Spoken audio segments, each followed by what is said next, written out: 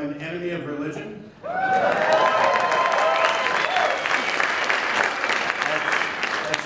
probably all the introduction I ever need or want. I'm an enemy of all religions equally. I despise Christianity, Islam, Scientology. Although I'm not an enemy of Scientology, I'm a suppressive person. So, it says in your program, and I got a copy, so I know it says it, that I'm here to talk about the superiority of secular morality. Atheists are liars. Here's what happened really briefly. They asked me if I do that talk, and I said, yeah, I'd love to. And then I looked at the schedule, and it's 30 minutes, and for those of you who've seen it, it's online, by the way. It's an hour, and I've taken questions for 2 hours afterwards. By the way, who here already has a question that they wanted to ask me? Okay, so there's at least a couple, because I'm going to try to make sure that I get the questions. I desperately tried to shorten the talk. It just wasn't working. Morality is a big deal.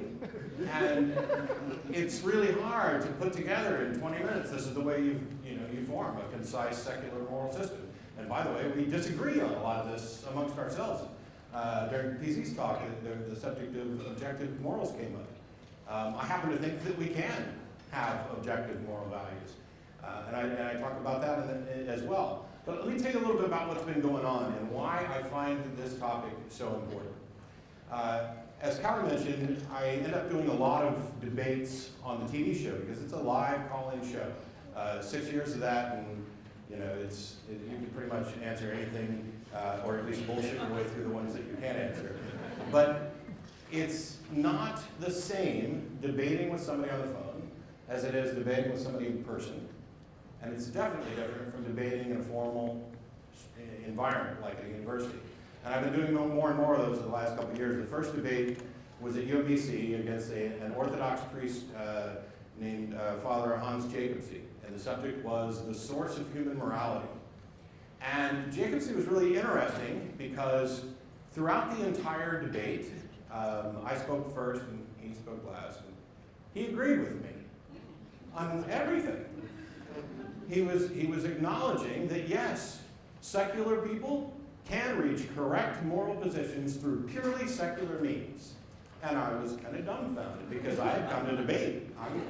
I might be a little bit of a firebrand sometimes, and I was looking forward to him saying something that just was crazy. I got my wish, actually, because in his closing remarks, which came at the end of the debate, where I wouldn't be able to respond, I saw the most bizarre Jekyll and Hyde transformation I have ever witnessed. I kid you not, you can watch the debate online after agreeing with me, after saying that Matt's not like these other atheists because he's an honest truth seeker, like the rest of you aren't. Get on the ball, we gotta find that truth stuff. After talking about what a nice guy I was and how I'm the kind of person that he'd like to go out and have a beer with and talk about stuff, he gets up in his closing, I'm obsessed by the outfit he had on. He gets up in his closing and says, first of all, he started ranting about porn just out of the blue. And the audience was like, what's going on? And then he said in no uncertain terms, secularism necessarily leads to eugenics, gulags, and Nazis. And I lost my shit. Because I can't answer him. Thank you. Come on in. The debate at this point is effectively over, except there's a Q&A session. And I love me some Q&A. And fortunately, the second question, or maybe the third question that came in, was basically somebody who had watched my mouth drop and wanted to give me the opportunity to address this pious old fool. And they basically asked, hey, what do you think of his closing?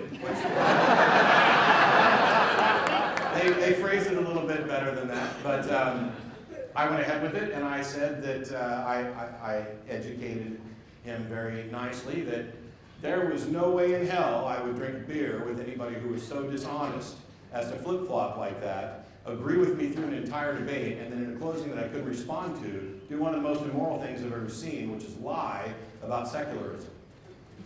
They liked that. He didn't. Continuing the trend of debates about morality, I debated Mark Say, I think his name was, Amanda wrong, in Gainesville, Georgia, on can you be good without God? And yeah, you can. And Mark said so, right in the debate. He completely agreed. Of course secular people can be good. Everybody knows this, by the way. There is no real debate on this subject. And what we've seen in recent years is those who are attacking morality, and I'll talk about what they actually say, are taking a different tack on this now. They agree. Of course you can be a moral person. And Mark agreed with me. Mark and I got along famously. We agreed on like everything. There was no debate there. And Mark and I did go out and have a drink afterwards, because I like people who agree with me. I mean, how can you argue with a demonstration of sagacity like that? I also like people who don't agree with me, and I didn't want to be the guy who just debated morality. I'm walking a lot because my knee hurts. I went to a debate in Amarillo, or I was debating in Amarillo, a guy by the name of Abdu Murray. And the subject this time was something that nobody ever suggested we debate before. And it was, should America be a nation under God? And I was thrilled. I was, yes, I don't have to debate morality again. I get to debate something. It's not, does God exist? It's not, is the Bible true? It's not, did Jesus exist? Which I can't wait for the talk, so I'm rushing. It's a should question. Should America be a nation under God? And I prepared and got all ready and expected all the arguments. And Abdu got up in his opening remarks and said, yes, we should be a nation under God because the Declaration of Independence says so. It says that we have inalienable rights that are guaranteed by God. Oh yeah, and without God, we can't be moral. And we spent the rest of the night debating morality. You'll sense a trend because I am as well. 2 weeks ago, I had the great privilege of debating in Texas, or in Frisco, Texas. J.C. Everhart and I teamed up against two philosophy theologians, I don't know. This time the subject was, does God exist? And I won't go, the debate should be up tomorrow. Didn't they say we were going to post it tomorrow maybe? One of these days. Someday. I love me some student groups, but boy, you guys and your timetables. It's all right, study, it's more important. So, we did the debate, and basically the opening, there were two, we each had 10 minutes, and they went first. And they presented 8 formal, structured arguments for the existence of God. And I was like, yeah. And 2 of them were the moral argument. Each of them presented their own version of the moral argument. That's how important this is. That's how much of a big sticking point this is. Last week, because I'm a tireless son of a gun, I was debating in Binghamton, New York, a guy by the name of Jay Lucas.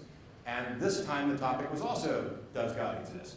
I tried to pick up the slack that I had let J2 do some of the heavy lifting in the other debate on the specifics while I went after kind of the debate at a meta level. And so I had to do all that work by myself. I think I'm just taking it with me wherever I go. I got a guest room, Beth will put you up there right away. So I'm debating Jay Lucas on does God exist? You'll believe this, because, well, I'm honest and I wouldn't have told this story if we hadn't gotten here, but Jay's a presuppositionalist. Oh, there's the groans. I don't know why presups bother to debate the existence of God if all they're going to do is stand up and say that God exists, and I'm beginning with that. I don't know why they picked presups to debate with me, because I came prepared for something else. We had a 20-minute opening statement. By the way, there's something backwards about debates. Anybody else that's doing debates, we need to make opening statements about 5 and the first rebuttal about 20, because they can say so much in a minute that you can't possibly respond to. Jay got up and said, Jay gave a 20-minute sermon on how God is required in order for us to be moral. That was it. There wasn't a thing in there about God exists. My rebuttal, because I got up for the rebuttal and I said, so basically Jay's argument is God has to exist or we don't live in the world that I want to live in. And then I went on to address all of his claims about morality. Basically I said, I didn't come here to debate morality, but I will, because that's the trend. I mentioned all this, and it was baffling. By the way, Jay also made the appeal to gulags. Drives me crazy. Jay's a nice guy. Father Jacobs is a dick. But Jay's a nice guy because he came out with this from the beginning and was honest. And this is his sincere position. And by the way, he's not an idiot. I wasn't an idiot for the 20-some-odd years I was a Christian. I was just wrong. And you could make an argument that I'm smarter now, depending on how you define smarter, based on knowledge and understanding. But don't make the mistake of believing that everybody who believes is a Christian. I was actually talking to John Loftus earlier about the possibility that some of the smarter people are the ones who are really most significantly entrenched in their beliefs. And most deluded, yeah. Because I think if it's crazy enough, you can't ration your way through it. I can't get reason through this because it's so crazy. But I've got another debate upcoming in Kamloops, British Columbia, the Imagine No Religion 2 conference, and I'm paired with Chris DiCarlo, who some of you may be familiar with, and this debate is going to be on the existence of God, but I bet it's on morality. And so I'm preparing for morality. The point is, this isn't going away. This is a big deal. This is a major sticking point, even though it should be. And I called Beth after the debate, and I said, what the hell is going on? Why am I the morality guy? Why am I, people show up, and it's like they watched the previous debate and didn't, when Father Jacobs was getting booed by the audience, they thought that was a good idea, so let's go back and talk about gulags again. Who thinks like that? And my wife, being, a little wiser than I, by the way, Godless Bitches, I have to promote her podcast, it's amazing. Those are the three women I love more than anybody, well, almost anybody else. My wife Beth, and then Tracy and Jen from the show, they're doing amazing stuff. But she reminded me that the moral argument is what kept me a theist the longest. There was a period of time, my uncle is a medical missionary. Some of you may have heard the story. He was the wisest Christian in our family, and the person anybody would go to when they had questions. And I had a roommate who was an atheist at the time, and even though we agreed not to discuss it, I went to my uncle and I said, hey, I got my roommate, he's an atheist. What do I do about that? I really don't want, I love this guy, I don't want to see him in hell. I'm a Christian at the time. I'd been kind of backslidden, but I didn't want my best friend to end up in hell. And my uncle looked at me and said, ask him where he gets his morals from. And I went, well, duh. That's amazing. This is where my head was. This is where their head is. It's obvious. When he said it, it was like light bulbs went off, and now it's like I stepped in manure. I don't understand. I can put my Christian thinking cap back on for a number of issues, and I can get up and sermonize, and during the debate with Jay, we went around and around about slavery, where he flat out lied, and I started to quote the Bible and even asked to borrow his. But I can't put myself back in that mindset on every issue. And this one about morality is probably one of the biggest ones where it's painful. I can't even remember how or why I thought that way, and I think it's because I didn't used to think about it. What religion does? Religion has controlled the conversation on morality for just about as long as we've been able to think about morality. It makes all the definitions, it sets the playing field, and it does so because it offers the illusion of certainty and the comfort of simplicity. Murder's wrong, God said so, boom, I'm done thinking about it. Boy, this morality stuff's really easy, isn't it? The truth is, morality can be really difficult. There's a lot of things that we can sort out that are relatively simple. We can get the murder thing done, but we're going to keep having debates for a long time about all these gray zone issues. And it's not going to get any easier. When we start advancing scientifically where we can do things that affect how humans interact and how we define identity, there's a big mess coming. We've got to break free of these antiquated ideas. You can build a secular moral system from very, very simple beginnings. You can begin with things like life is generally preferable to death, pleasure is generally preferable to pain, health is generally preferable to sickness. And it doesn't matter one bit if these are ultimately arbitrary things that we plucked out of nowhere, or if they're intuitions, or if they're about our, don't do that, or if they're about our emotions, It doesn't matter where this came from. We hang on to them because they've proved to be useful and true.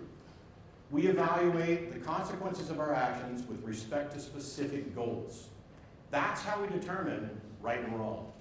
It's not a simple, I don't like that, that's wrong. It's a lot more complex than that. But it's not so complex that we're stuck.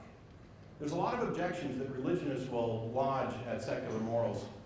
One of them is that without God, you have no objective standards. I completely disagree. The truth about human interaction isn't contingent on any single mind. I'm being very specific with my subjective and objective definitions here. When I say that something is subjective, that means it's contingent on a single mind. I think it's objective if it's not. And that what I mean by that is that we're physical beings who occupy a physical universe. The laws of the universe control how we interact, control how we think, what we do. And if I set you on fire, it's the physical laws of the universe that are determining everything about that action. And we can assess it objectively. If we lived in a universe where fire didn't burn, but was, cooling and pleasant and orgasmic, all of a sudden that would be immoral. I think you can have objective standards. I think that, well, let me get to the second objection, which is tied to this, which is, well, without God, it's all relative. You have no absolutes. You say that this is right, and he says that that's wrong. How do you resolve that? Hello? Your God solution doesn't solve that either. You're pretending to have solutions to problems that you don't have. Religion has no viable solution to this problem. The only place where you can possibly find a viable solution is in secular moral systems. Every religion disagrees with every other religion, and then within a religion you've got denominations that disagree, and then within denominations you've got churches that disagree, and within churches you've got people that disagree. And by the way, even if that wasn't the case, even if religion was some monolithic God said so, guess what? God said so, I disagree, solve that conflict. Why do I care?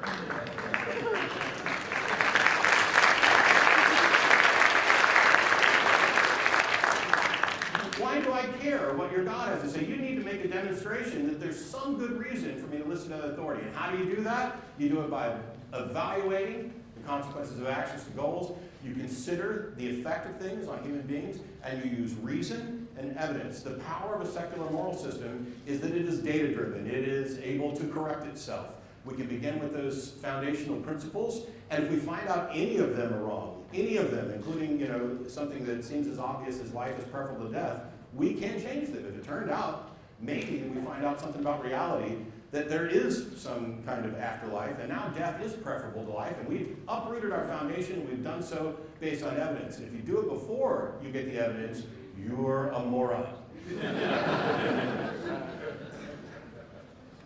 This idea that there's no absolutes is also wrong, because within any specific situation, and there's no absolute, there's not one absolute moral answer that addresses every situation. But within a specific situation, I think there are absolutes. And that's because in a given situation, there's a finite pool of possible actions that one can take. We can compare the results of those actions with each other. Some of them are going to be better and some of them are going to be worse, which means by definition there is some subset of actions that represent the moral pinnacle for that particular situation. We may not have the first clue what it is, but we're never going to find out if we accept somebody else's bald-faced lie assertion about what it is. We have to explore, we have to investigate. We have been building off of what everybody before us has learned. If you pull up a mid-game chess position and you ask a bunch of people, what's the best move? You might get a variety of answers. And they could be right. Doesn't necessarily have to be one right answer.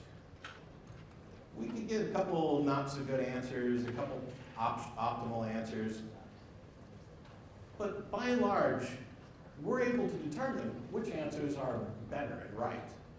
And it's the people, it's the experts that have studied chess who are able to see further.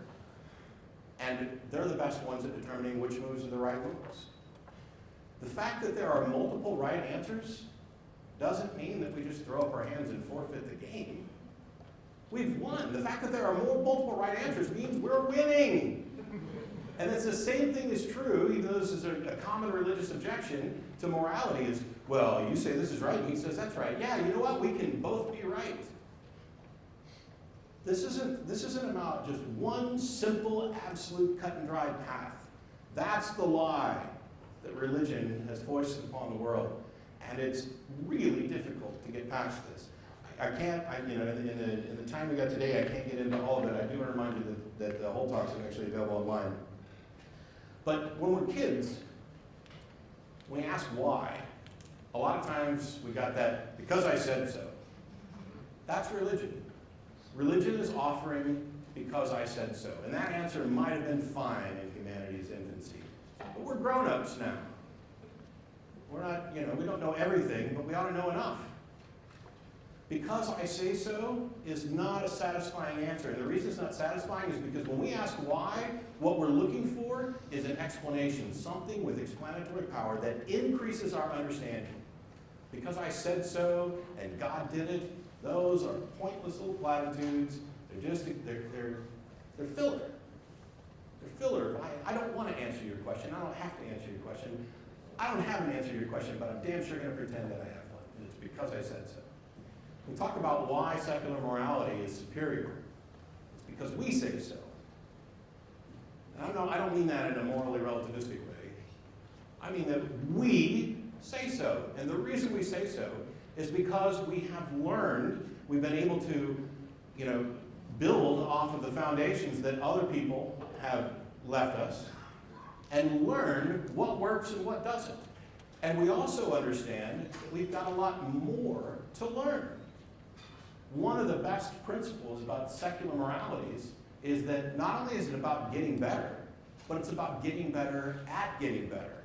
We can revise every aspect of what we believe and what we understand, and it's all done based on evidence.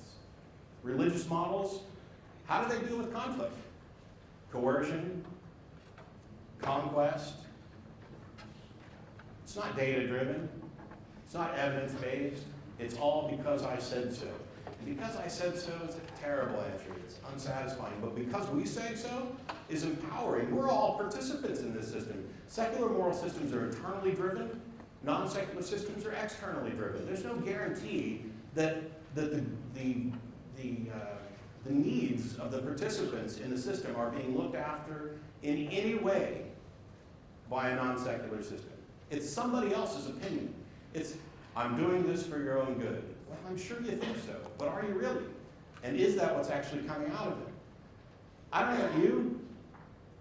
I'm sick of being viewed as a person of questionable moral character by people who support criminal organizations that shield child rapists.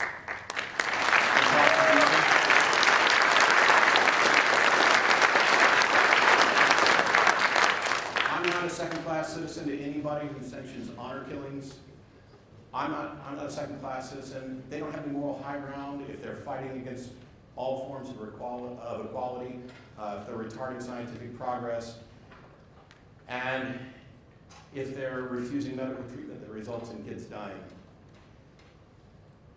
while simultaneously propping up those institutions as the best moral standards. It might be the best that they've got to offer, but the rest of us have something more to offer. They can stand in their swamp all day and claim that they have it on good authority, that they are in the best position. But we have the moral high ground. This battle has been fought and won. We are an evidence-based society.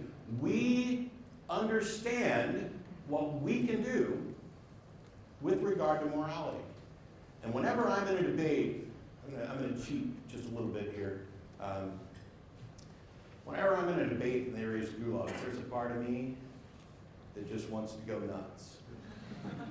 There's a part of me that wants to say, well, Christianity breeds child rape. That's just as truthful as what you said. But I'm more moral than they are. Because I understand that Christianity doesn't actually have any tendency to lead to child rape, so I won't say it does. But what I will say is that it certainly doesn't have anything in it that prevents child rape. And meanwhile, we have example after example of all of these religious atrocities, all while these people are running around singing hosannas and talking about how those dirty, godless heathens just can't be moral. You're just wrong. We have the moral high ground, absolutely. I'm going to let questions get up here, but I want to kind of end on a positive note, and that is the superiority of the secular moral system is something that is not only true, but we know it's true because we can observe the religious. Religions don't still have the same view of morality that they used to. They've changed based on what the society that's changed around them, based on these secular views.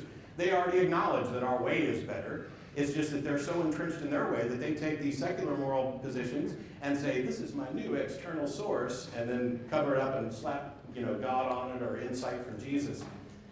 They're already agreeing to this. In the future, religions most of them are going to catch up. It happens all the time. And they'll color it and paint personal interpretation on it. But this is just a simple win, a straight up win. They already acknowledge that the secular path is the best path. What we need to do is encourage people that they don't have to be stealth secularists. You can actually be involved in the process. Yes, it's difficult, and I know that talks about morality and debates can cause conflict and be very, very difficult for people to deal with on occasion.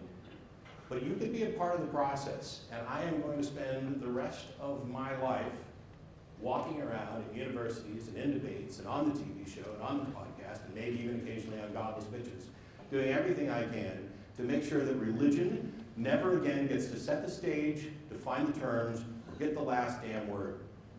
Thanks.